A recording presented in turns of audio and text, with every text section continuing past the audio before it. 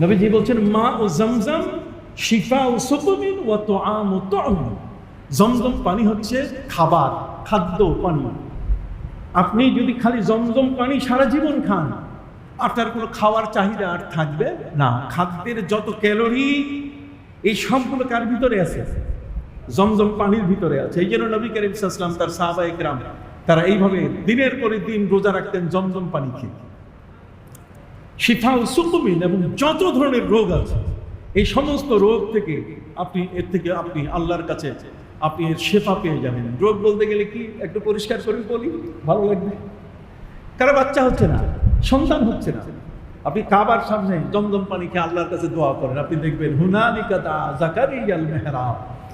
হযরত যাকারিয়া আলাইহিস সালাম বাইতুল মুকাদ্দাসের মেহরাবে, যেখানে মরিয়ম আলাইহিস সালাম লালিত হচ্ছেন, সেখানে দাঁড়াইয়া নামাজ পড়তে পড়তে আল্লাহর কাছে দোয়া করছেন যে আল্লাহ আমারে সন্তান দেন।